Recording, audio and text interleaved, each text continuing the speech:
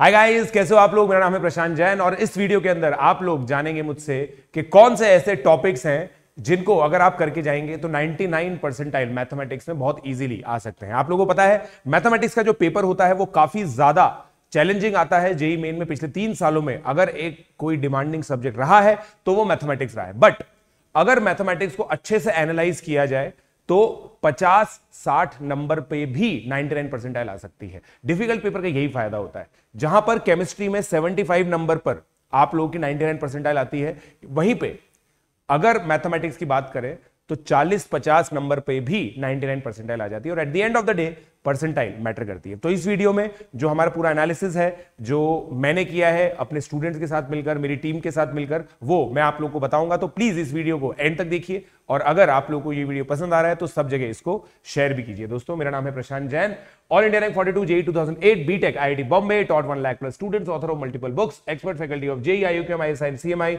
आईएनसीएचओ gold medallist, INPhO, NTSC qualified. So दोस्तों 2021 में जब पेपर आया था ना, तो 2021 के पेपर और 22 के पेपर के बेसिस पर मैंने एक स्ट्रैटेजी बनाई थी अपने स्टूडेंट्स के लिए। और आप लोगों ने ऑब्जर्व किया होगा, आप लोगों ने देखा होगा, मेरे मोर देन 9 स्टूडेंट्स की टॉप 1000 में रैंक आई जेईई मेन के अंदर। उसके अलावा न्यूमरस अराउंड 40 to 50 ऐसे स्टूडेंट थे जो मेरे क्लासरूम थे, जिन्होंने 2 साल पूरे मेरे साथ मैथमेटिक्स पढ़ी, उनकी 99 परसेंटाइल से ज्यादा परसेंटाइल आई। और ऐसे तो बहुत ही सारे स्टूडेंट्स हैं, सैकड़ों ऐसे स्टूडेंट्स हैं जिनकी 99 से ज्यादा परसेंटाइल मैथमेटिक्स में आई। सो चलिए अब मैं आपको वो टॉपिक्स बताता हूं जो बहुत ज्यादा इंपॉर्टेंट होते हैं। पहला टॉपिक ऑब्वियसली डेफिनेट इंटीग्रेशन है। इसके अंदर एरिया अंडर कर्व मैंने हटा दिया है। मेरा ये मानना रहता है कि तकरीबन 3 सवाल हर साल डेफिनेट इंटीग्रेशन में से आते हैं। तो इसका एक स्टैट्स अगर आप सुनेंगे तो आप बहुत ही सरप्राइजिंग लगेगा। 170 problems have been asked, 170 problems पूछी गई हैं इन लास्ट 9 ईयर्स। 9 साल में 170 प्रॉब्लम्स। मैं पिछले 9 साल का डेटा ही आप लोगों को बताता रहूंगा। तो 170 प्रॉब्लम्स इसमें पूछी जाती हैं। इसके अंदर 3 चीजें आप लोग को ध्यान रखनी है। एक है न्यूटन लेबनिट्ज। न्यूटन लेबनिट्ज को आप कर लीजिए। और मैं आपको सिंपल चीज बोल रहा हूं, केवल एक काम करना है, न्यूटन लेबनिट्ज पढ़नी है और फिर जेईई मेन के पीवाईक्यूज करने, दैट्स इट। टाइपोलॉजीज रिपीट होती है। फिर integration as limit of sum, integration as limit of sum. और तीसरी चीज भी मैं आप लोगों को बता देता हूं, किंग्स रूल, दैट्स इट। और कुछ नहीं करना। ये चीज आप कर लीजिए। इन 3 में से एक क्वेश्चन आपका पक्का आ जाएगा। इन 3 में से एक क्वेश्चन पक्का आएगा। जो 2 क्वेश्चन आते हैं ना, उनमें से एक क्वेश्चन इन तीनों में से ही होगा। बाकी तो बहुत सारी मिसलेनियस टाइप है। इस वीडियो का इंटेंट यही है कि आप क्रिस्प में किस तरीके से प्रिपरेशन कर सकते हैं और किस तरीके से अपने मार्क्स को मैक्सिमाइज कर सकते हैं। तो पहला टॉपिक है दोस्तों डेफिनेट इंटीग्रेशन। दूसरा टॉपिक है area under curve. Area under curve के देखिए, अगर मैं प्रॉब्लम्स की बात करूं ना, केवल 76 problems, but the important thing is हर साल हर शिफ्ट में एक question minimum area under curve का आता है। ये डेफिनेट चीज है, ये डिटर्मिनिस्टिक चीज है। और इसके अंदर इनवेरिएबली पैराबोला आता ही आता है।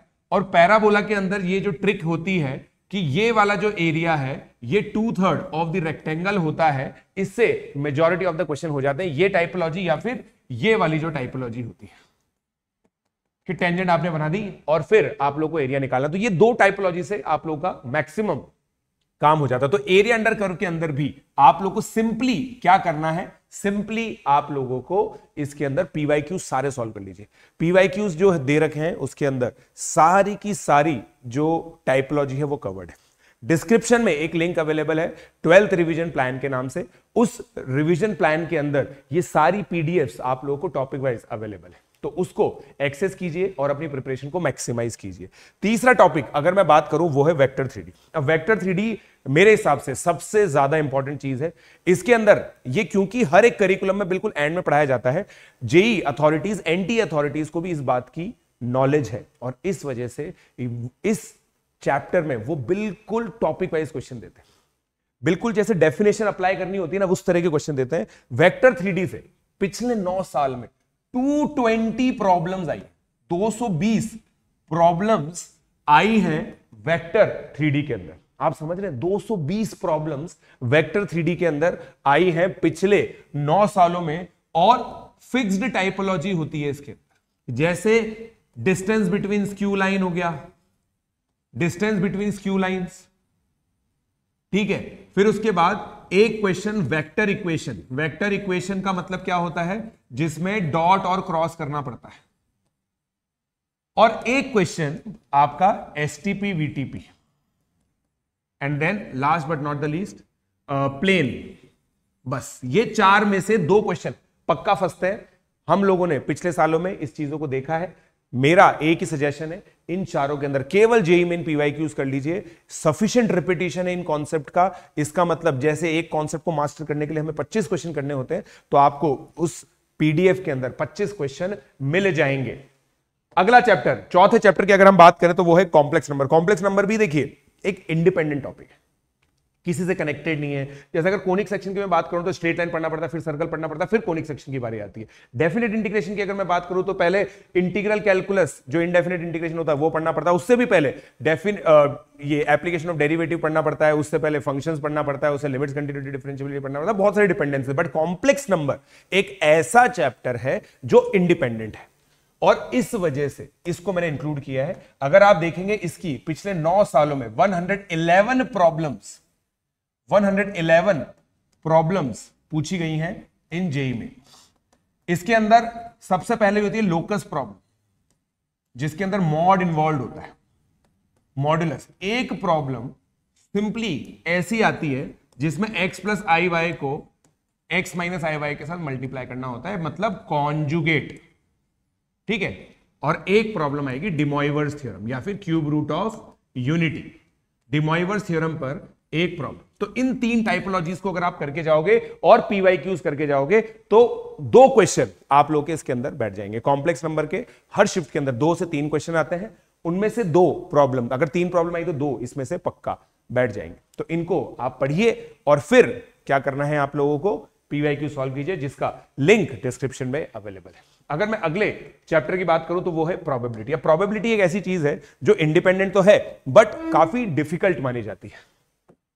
110 प्रॉब्लम्स पिछले 9 सालों में पूछी गई, ठीक है। पिछले 9 सालों में 110 प्रॉब्लम्स पूछी गई है प्रोबेबिलिटी से। अब प्रोबेबिलिटी के अंदर दोस्तों जो चीजें आती है ना, वो आती है set based probability.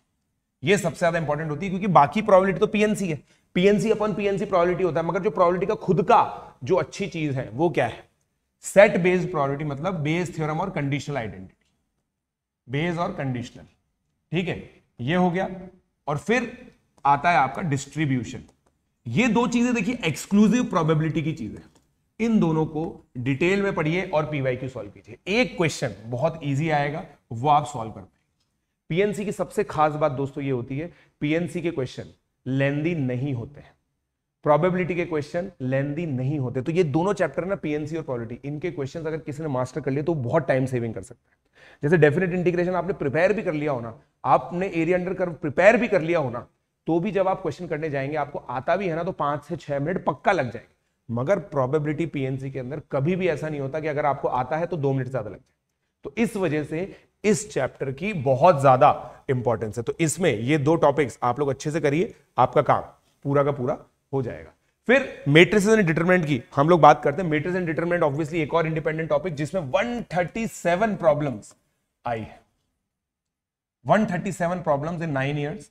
137 problems in 9 years के अंदर अगर मैं स्प्लिट देखूं तो डिटरमिनेंट के अंदर जो कंडीशन ऑफ सॉल्वेबिलिटी होती है या फिर क्रैमर्स रूल जिसको बोलते हैं, वो बहुत ज्यादा आया है। कंडीशन ऑफ सॉल्वेबिलिटी, क्रैमर्स रूल बहुत ज्यादा पूछा जाता है। अगर मैट्रिसेस की बात करूं तो ये वाली जो मैट्रिसेस होती है ना, cos alpha minus cos alpha, sine alpha minus sine alpha, और इसके अंदर जो पीरियोडिक नेचर बनता है, इसका पीरियोडिक नेचर का जो प्रॉब्लम होता है कि a की power n is equal to a आ जाता है, इस पे बहुत ज्यादा प्रॉब्लम्स आती हैं। और एक चीज जो बहुत ही इजी और लो हैंगिंग फ्रूट है, वो है मॉड a का relation with mod adjoint of a। ये प्रॉपर्टी रिपीटेटिवली यूज होती है, बहुत ज्यादा यूज होती है कि भाई mod of adjoint of a जो होगा वो होगा मॉड a की पावर n माइनस, ये वाली जो क्वांटिटी है। और 2-3 बार एडजॉइंट लगा देता है, ऐसे पूछ लेता है मॉड ऑफ एडजॉइंट। तो ये एक ही तरह की टाइपोलॉजी है जो हर साल पूछी जाती है, इस साल भी पक्का पूछी जाएगी, काफी चांसेस है हाफ प्रोबेबिलिटी है, अगर 10 शिफ्ट होंगी तो 5 शिफ्ट में एडजॉइंट का क्वेश्चन पक्का आएगा। ठीक है, चलिए अब अगला हम लोग देखते हैं application of derivatives. Application of derivatives एक मतलब मेरे को पर्सनली ऐसा फील होता है कि ये एक ऐसा चैप्टर है जो फिजिक्स में बहुत ज्यादा पढ़ाया जाता है, बट मैथ्स के अंदर भी दे रखा है, जिसके अंदर optimisation problem, maximum minima, monotonicity, इन सब की बातचीत होती है। तो इसकी अगर मैं बात करूं तो 170 प्रॉब्लम्स, अगर आप थोड़ा सा दिमाग लगाएंगे ना तो ये चीज समझ सकते हैं कि डिफरेंशियल कैलकुलस एंड होती है एप्लीकेशन ऑफ डेरिवेटिव पर, इंटीग्रल कैलकुलस खत्म होती है डेफिनेट इंटीग्रेशन पर। इसी वजह से इन दोनों चैप्टर से बहुत ज्यादा चीजें पूछी जाती हैं। डिफरेंशियल इक्वेशन भी है, बट डिफरेंशियल इक्वेशन को मैंने इसलिए नहीं लिया क्योंकि डिफरेंशियल इक्वेशन एक ऐसी चीज है जिसका सर्टेनिटी के एक ही क्वेश्चन आएगा उसमें, बट कभी कभी बहुत लेंदी प्रॉब्लम्स आ जाती है, मगर एप्लीकेशन ऑफ डेरिवेटिव में मल्टीपल प्रॉब्लम्स आती है। तो 170 प्रॉब्लम्स की अगर मैं बात करूं तो एक प्रॉब्लम तो आपकी मैक्सिमम मिनिमा की पक्का आएगी, मैक्सिमम मिनिमा। फिर एक आती है टेंजेंट नॉर्मल की, कि भाई कोई कर्व दे रखा होगा जिसके अंदर टेंजेंट और नॉर्मल की इक्वेशन पूछेंगे, minimum distance between the curve पूछेंगे, maximum distance between the curve पूछेंगे, angle of intersection between the curve पूछ लेंगे, angle of intersection between the curve आप लोगों से पूछा जा सकता है। फिर इंक्रीजिंग डिक्रीजिंग का इंटरवल, इंक्रीजिंग डिक्रीजिंग का इंटरवल मतलब मोनोटोनिसिटी, ये सबसे ज्यादा पूछी जाती है। जो तीसरी चीज है ना वो लिखी लास्ट में है मगर मोस्ट इंपॉर्टेंट है। ठीक है, तो 170 प्रॉब्लम्स इसमें से, तो अगर ये तीन चीजें करके आप लोगों ने पीवाईक्यूज कर लिए तो काफी ज्यादा चांसेस हैं कि आप लोग बहुत अच्छा स्कोर करेंगे। पीवाईक्यूज के लिए जो कॉम्प्रिहेंसिव लिस्ट है ना, बहुत जगह आप लोगों को पीवाईक्यूज सेग्रीगेटेड मिलते हैं, कुछ डिलीटेड मिलते हैं। मैं आप लोगों को बता रहा हूं कि ये जो लिखी है ना, ये सारी की सारी प्रॉब्लम्स आप लोगों को जो डिस्क्रिप्शन में लिंक अवेलेबल है वहां पर मिल जाएगा। अब बात करते हैं लिमिट्स कंटिन्यूटी डिफरेंशिएबिलिटी की। देखिए, लिमिट्स कंटिन्यूटी डिफरेंशिएबिलिटी जिनका अच्छा होता है उसका बेसिकली एप्लीकेशन ऑफ डेरिवेटिव्स भी अच्छा हो जाता है। अगर लिमिट्स कंटिन्यूटी डिफरेंशिएबिलिटी की मैं बात करूं तो 133 प्रॉब्लम्स आती हैं हर एक शिफ्ट में, 2 प्रॉब्लम्स एलसीडी की आती हैं। एक प्रॉब्लम में लिमिट निकालना होगा, लिमिट के अंदर सबसे इंपॉर्टेंट टाइपोलॉजी होती है 1 की पावर इंफिनिटी, क्योंकि उन लोगों को पता है कि अगर तुम्हें इंफिनिटी अपॉन इंफिनिटी दे दिया, 0/0 दे दिया तो तुम लोग एल हॉस्पिटल लगा दोगे। समझदार लोग हैं वो लोग, अब वो इवॉल्व हो चुके हैं, अब वो आपको देंगे 1 की पावर इंफिनिटी, मतलब लॉगरिथमिक लिमिट। लॉगरिथमिक लिमिट के सबसे ज्यादा सवाल आते हैं और फिर ये चीज पूछी जाती है जिसमें यहां पे कुछ fx दिया होता है, यहां पे gx दिया होता है और आपसे बोला जाता है कि यार ये कंटीन्यूअस या डिफरेंशिएबल है और इसके अंदर कुछ अल्फा बीटा दे रखे होते हैं, उनकी वैल्यू निकालनी होगी और फिर एक एंड में दे देंगे कि एक एक्सप्रेशन की इसकी वैल्यू बताओ। इंटीजर में भी आती है इस तरह के सवाल और ऐसे सवाल मल्टीपल चॉइस क्वेश्चंस के अंदर भी आते हैं। तो इन 2 सवाल में से एक सवाल इन दोनों टाइपोलॉजी में से किसी एक में आएगा, तो प्लीज उसको अच्छे से प्रिपेयर कर लीजिए। ठीक है, फिर अगर मैं बात करूं कोनिक सेक्शन के, ये थोड़ा सा डिबेटेबल है ना। कोनिक सेक्शन के 172 प्रॉब्लम्स है, बट मैंने ये ऑब्जर्व किया है बच्चों के अंदर कि कोनिक सेक्शन बच्चों से नहीं होता है और इसकी कैलकुलेशंस भी बहुत थोड़ी सी लेंदी आती है। बहुत सारे फॉर्मूले इसके अंदर होते हैं तो वो याद नहीं होते, बट ये फैक्ट कोई इस चैप्टर से नहीं हटा सकता कि इसके अंदर वेटेज जो है वो बहुत ज्यादा है। 2 से 3 प्रॉब्लम कोनिक सेक्शन की हर साल आती हैं, जिसमें अगर आप लोगों को एक चीज प्रिपेयर करनी है ना, तो आप बस दोस्तों पैराबोला और उसकी टेंजेंट प्रिपेयर कर लो, पैराबोला एंड टेंजेंट। ठीक है, और इलिप्स हाइपरबोला की बेसिक डेफिनेशन, इलिप्स और हाइपरबोला, क्योंकि देखिए पैराबोला की इसेंट्रिसिटी फिक्स होती है 1, मगर इलिप्स और हाइपरबोला की इसेंट्रिसिटी वाले प्रॉब्लम्स आते हैं। आपको बेसिक लेवल पर देखो क्या पता है क्या होता है, ये दे रखा है जैसे मान लीजिए, ठीक है। अब इसमें बेसिक लेवल पर 2 वेरिएबल है, 2 वेरिएबल निकालने के लिए 2 इक्वेशन दे रखी होंगी, या तो कर्व कहीं से पास कर रहा होगा या फिर फोकस दे रखा होगा, कुछ ना कुछ ऐसा दे रखा होगा जिससे आप लोगों को ये पता चल जाए ए क्या है बी क्या है, और फिर आपसे इसेंट्रिसिटी निकलवाते हैं। तो ये एक चीज है, अगर आप देखिए इन 2 चीजों को कर लेंगे ना, नॉर्मल छोड़ दो, बहुत एक्स्ट्रा प्रॉपर्टीज होती है ना कोनिक सेक्शन की, वो छोड़ दो। लेंथ ऑफ लेटस रेक्टम तो सबको पता है, बट फोकल कॉर्ड की लेंथ के 3-4 फॉर्मूले हो तो वो सब छोड़ दो। मैं नहीं कह रहा कि वो करो, स्पेशलाइज्ड प्रॉपर्टीज जो होती है सब छोड़ दो, ये सिंपल चीजें करो। टेंजेंट की हर तरह की इक्वेशन याद रखो, कॉमन टेंजेंट के जो क्वेश्चन होते हैं जो स्लो फॉर्म से होते हैं वो सब याद रखो, सारा काम आपका हो जाएगा। ठीक है, अब मैं बात करता हूं, ये सरप्राइज एंट्रेंट है मेरे लिए, ये सरप्राइज एंट्रेंट कोई भी नहीं सोचता कि यार सीक्वेंस एंड सीरीज एक ऐसा चैप्टर है जिसमें से 167 प्रॉब्लम्स पूछे जा सकते हैं इन लास्ट 9 ईयर्स। अगर आप देखोगे ना, ये चैप्टर 167 प्रॉब्लम्स इसने दिए हैं पिछले 9 सालों में, और 167 प्रॉब्लम्स का मतलब आप समझ रहे हैं, it is as important as conic section, it is as important as definite integration, it is more important than complex number, it is more important than matrices and determinant, and it is almost as equivalent to application of derivative. ये एक ऐसा chapter जिसमें nth term के question आते हैं, AMGM inequality के question आते हैं, और सबसे ज्यादा सीरीज के अंदर भी 2 AGP और टेलीस्कोपिक, ये सब प्रिपेयर कर लीजिए। 2 क्वेश्चन, एक क्वेश्चन पक्का इसमें से आएगा, एक क्वेश्चन पक्का इनमें से आएगा। 2 प्रॉब्लम हर शिफ्ट के अंदर सीक्वेंस एंड सीरीज से आते हैं, ऑल्दो ये सरप्राइज एंट्रेंट है, बट फिर भी ये है, ठीक है। तो मैंने अभी तक दिया आप लोगों को 1 2 3 4 5 6 7 8 9 10 टॉपिक्स मैंने आप लोगों को बता दिए हैं, बट मेरा काम है कि आपको 2 एक्स्ट्रा और बताऊं ताकि 12 में से आप 10 चूज कर लें। तो 2 अगर मेरे को और बताने हैं तो I will take binomial theorem. अब देखो बाइनोमियल थ्योरम और पीएनसी, ये दोनों चीजें मैं लेना चाहूंगा, बहुत स्पेसिफिक रीजन है इसका। बाइनोमियल थ्योरम तो देखो क्लियर एंट्रेंट हो गया, पिछले 3 सालों में 140 प्रॉब्लम्स, इसमें मतलब पिछले 9 सालों में 140 प्रॉब्लम्स आए। हर शिफ्ट में मिनिमम एक क्वेश्चन आता है nth टर्म का और सम ऑफ कोफिशिएंट, nth टर्म और सम ऑफ कोफिशिएंट, ठीक है। तो ये चीज है दोस्तों, ये दोनों में से एक टाइपोलॉजी पक्का आती है, ठीक है। न्यूमेरिकली ग्रेटेस्ट टर्म वगैरह ये सब छोड़ दो, कोई दिक्कत नहीं।